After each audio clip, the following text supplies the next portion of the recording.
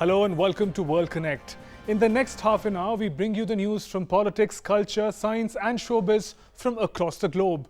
We bring you closer to the events that shape our lives and experiences that narrate the story of our times. This is World Konnect, your window to the world. Let's first begin with the focus of the show. Panama Papers claim to expose corrupt practices of the rich and powerful. Political leaders get into damage control mode. Iceland PM resigns. David Cameron accepts offshore trust links. Vladimir Putin cries conspiracy. In Wisconsin primary, Ted Cruz stumps Donald Trump, bags 36 delegates. Democrat frontrunner Clinton loses to Bernie Sanders. Contest for the presidential nomination heads to New York. Dutch referendum rejects Ukraine's bid for EU membership. Referendum reveals growing disquiet within the European Union. Ukraine needs the EU to boost domestic economy, vows to continue struggle for membership. Fresh violence in NAGORNO-KARABAKH region over the past weekend, worse since the 1994 peace deal. Uneasy silence restored as arch-rivals Armenia and Azerbaijan declare ceasefire. International community struggles for lasting peace in the region. Confined by society, liberated by basketball. All-women Cambodia wheelchair basketball team infuses confidence and camaraderie among physically challenged women. Fighting all odds, the team prepares for Olympics.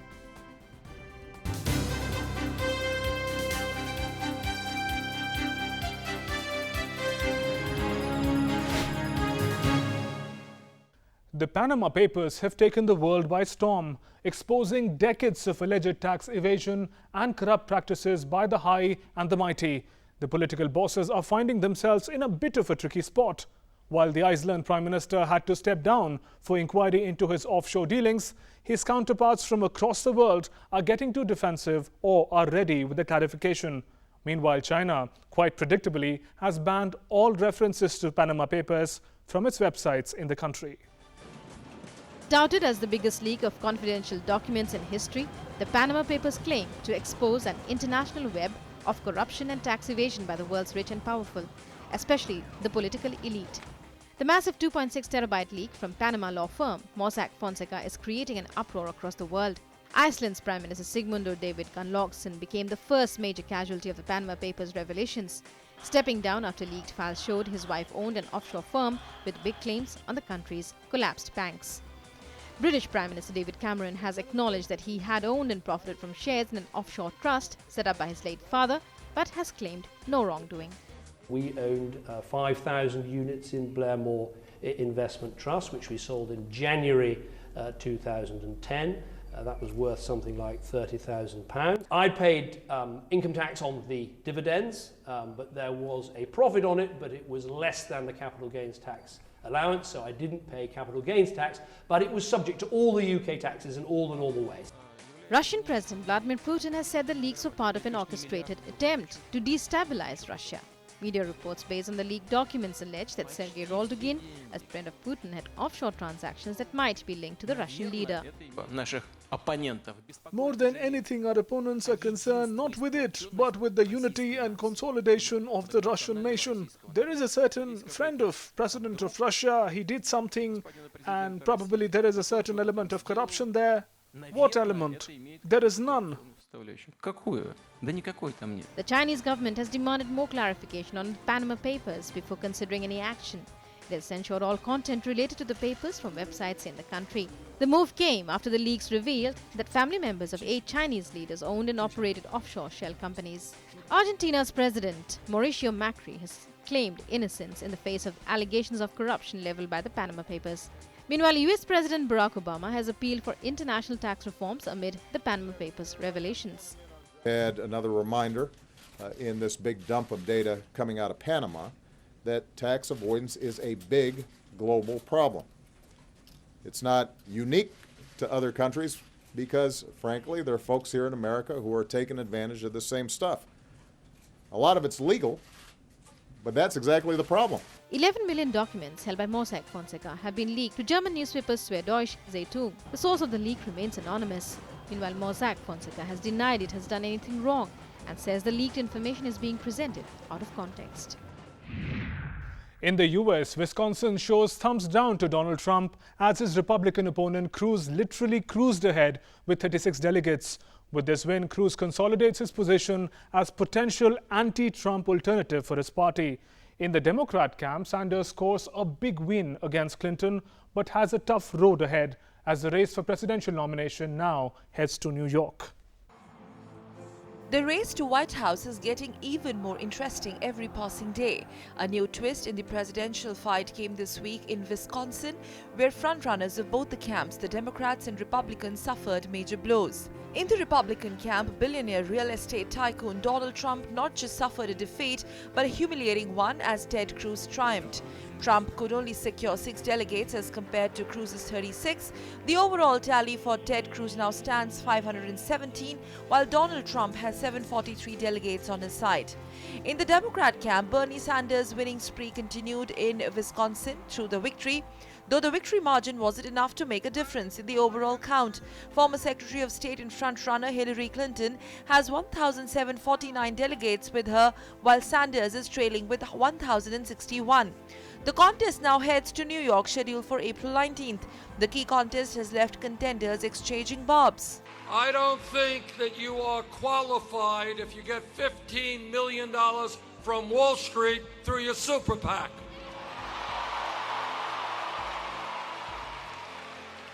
I don't think you are qualified if you have voted for the disastrous war in Iraq. I don't think you are qualified if you supported the Panama Free Trade Agreement. I don't know why he's saying that, but I will take Bernie Sanders over Donald Trump or Ted Cruz anytime. So let's keep our eye on what's really at stake in this election. Eyeing New York, both Ted Cruz and Donald Trump launched sharp attacks on each other. 2 debates ago, Hugh Hewitt asked us all a question about religious liberty in the Supreme Court. And Donald Trump turned to me. He said, "Ted, I've known a lot more politicians than you have." Well, in that, he is correct. Donald Trump has been supporting liberal Democratic politicians for 40 years. I have no experience with that. And I've got this guy standing over there looking at me, talking about New York values with scorn in his face, with hatred of New York. So folks, I think you can forget about him. Forget about it. Despite being a lead runner, Trump could fall short of the number needed to secure a Republican nomination. If that happens, it will lead to a contested July convention where voting for candidates starts again from scratch. Hence, New York is key for both Cruz and Trump, where the latter enjoys an edge being his home state. A win for Hillary Clinton in New York could put Bernie Sanders out of the contention. In Brazil, the continuing political tussle has refused to die down, where President Dilma Rousseff is facing all-round attack from opponents and impeachment bids. In a fresh trouble, a congressional committee has favored Rousseff's impeachment. Rousseff is being accused of manipulating government accounts without requiring congressional approval. The report of the committee was read out to members amid heavy opposition by Dilma supporters. The special committee is slated to vote on Monday on impeachment recommendation, which would send the decision to the full chamber. A 2/3 majority vote in favor of impeachment is needed in the lower house to send the issue to the upper house, the Senate, which would rule whether Rousseff should be toppled. The president is already having tough time as a major coalition partner has quit the government.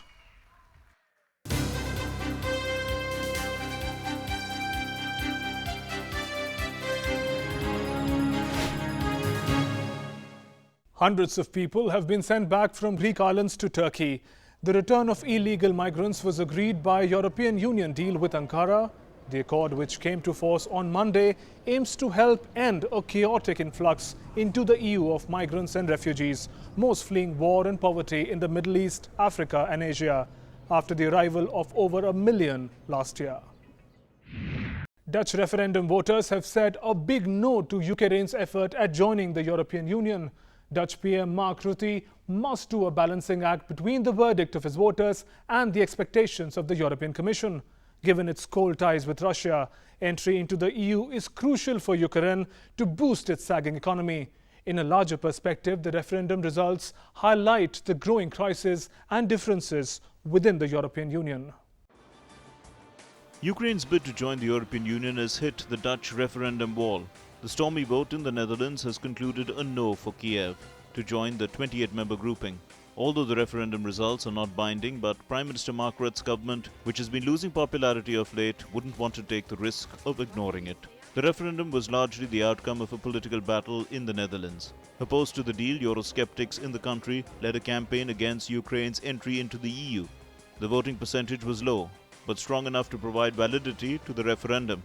Of the 32.2% turnout, 61.1% voters rejected the deal, while 38.1% stood in favour. The deal signed by European Union and Ukraine in 2014 requires ratification from all the 28 members. The Netherlands was the only country left to ratify it. No by Dutch voters comes as a headache for the government, as both houses of parliament have given their nod to the EU-Ukraine deal. Now an arrangement to ensure that voters are not angered must be acceptable to the European Commission, other member countries and the Ukraine. A challenge for Prime Minister Rutte would be to convince the upper house Senate, where his government lacks numbers. Ukraine vowed to continue its movement towards the EU, saying the referendum results were an attack on Europe's unity. I would like to remind everyone that the real goal of the referendum organizers is not the association agreement between Ukraine and the European Union. It is an attack on the unity of Europe. Entry into the European Union is crucial for Kiev, as it looks to revive a slowing economy. EU membership will get it easy and preferential access to a large European market, political and financial reforms, security boost, modernized energy infrastructure and much more. Most importantly, it will help Kiev come out of the Russian shadow, given the serious troubles in their ties. Also, a general public sentiment in Ukraine demands the country joining the EU. But all this has been deferred for now, if not ruled out. Many see the referendum no in the Netherlands as a sense of disappointment towards the EU. The shocker comes ahead of Britain's referendum in less than 3 months to decide whether to be an EU member or not. Nonetheless, the rejection of this deal will sure give sleepless nights to European leaders who are already struggling to maintain unity in the face of economic instability and the migrant crisis.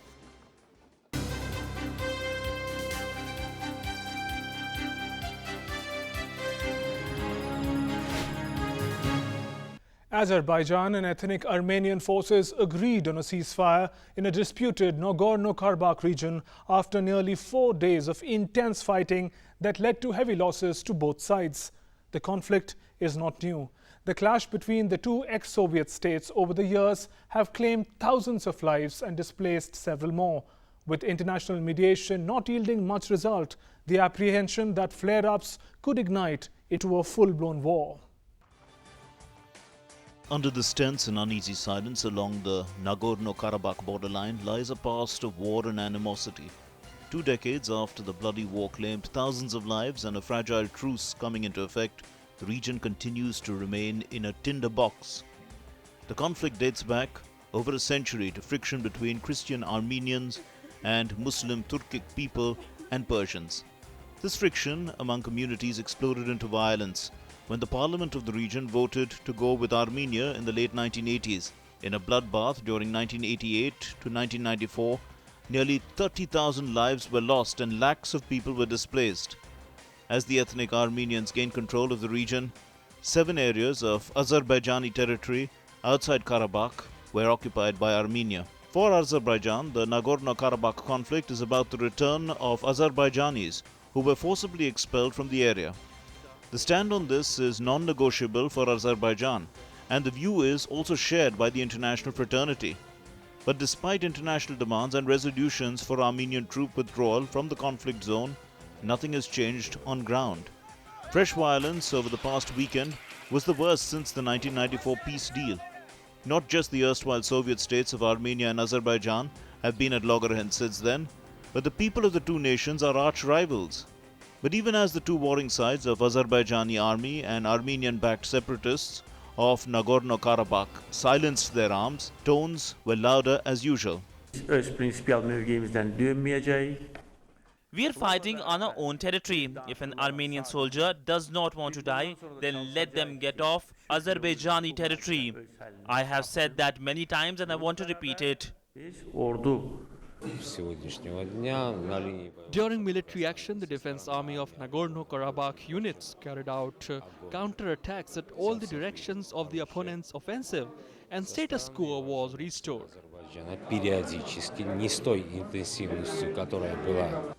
The fresh spill of violence also left international powers concerned. US Secretary of State John Kerry spoke to his Russian counterpart Sergei Lavrov to ease the situation.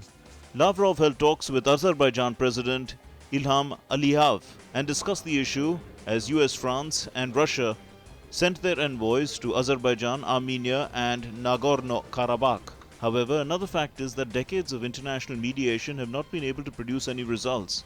What concerns more is the fact that the flare-up can any time turn into an ugly war. It is also feared that the clash could drag in Russia, which has a defense alliance with Armenia, and NATO member Turkey, which backs its ethnic kin Azerbaijan. Meanwhile, in Azerbaijan, sentiments are high, with protests demanding more military action to bring the mountainous region under full Azeri control. Nguyen Xuan Phuc has been sworn in as Vietnam's new Prime Minister. The former bureaucrat and legislator now faces the challenge of maintaining the momentum of one of Asia's fastest growing economies. The 61-year-old rises from Deputy Prime Minister to lead a government committed to overhauling its troubled state sector and broad reforms. Phuc takes over from Yuan Tong Dung, a tough-talking reformist whose decisiveness won him broad support.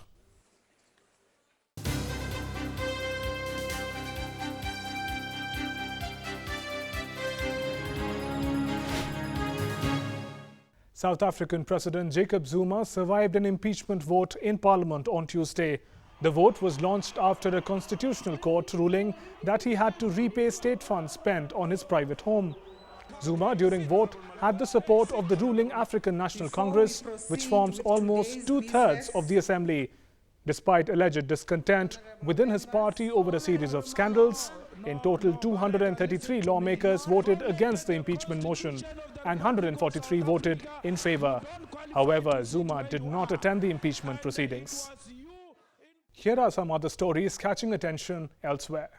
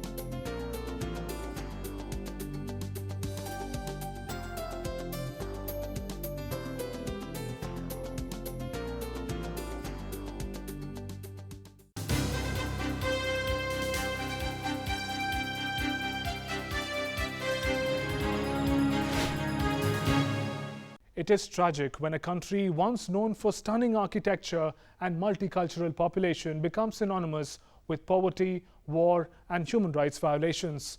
I'm talking about East African nation Eritrea. While the local government is making concerted efforts to revive the nation's glorious past and direct attention to its architectural marvels, especially in the capital city Asmara, thousands continue to flee the country every year for survival. Eritrea, a country which usually comes in the news for negative events, for people fleeing the place in search of a better life and future, human rights violations, and so on. The rich architectural heritage of the East African nation is often forgotten by the mainstream media. But capital Asmara has one of the finest collections of 20th century architecture. The influx of the different cultures that had been a part of this region is well evident in the building structures. Egyptians, Ottomans, Europeans left their mark on the culture and architecture of Eritrea. But the final years of Italian colonial rule strongly influences Asmara's current design, featuring rationalist, futurist Art Deco and other modernist styles. Popularly referred to as the Africa's Piccola Roma or Little Rome, the capital city had served as the canvas for modern Italian creative talent. It was built by the same architects and engineers who built the buildings and the town planning. That makes Asmara very, very unique in its planning and its human scale. The open areas, the streets, everything goes together in harmony, not only the buildings. Asmara was once a preferred destination among tourists. Now, years of internal disturbances and wars have left the country in the dumps. The government now wants to revive the status of the African country and remind the world of its architectural treasures. And for this, the authorities now want to declare Asmara a UNESCO World Heritage Site. Another aspect we try for in the future, there is a tourism prospect. There is for attractions of tourism to visit our lovely cities. We can benefit also from UNESCO technical assistance, especially on the conservation and preservation of this rich heritage. Surrounded by scenic mountains and the Red Sea, Eritrea still remains a country marred by poverty and unemployment. Difficult life forces around 5,000 citizens every year to leave the country. But anyone who belongs to this beautiful country will continue hoping for better times at home.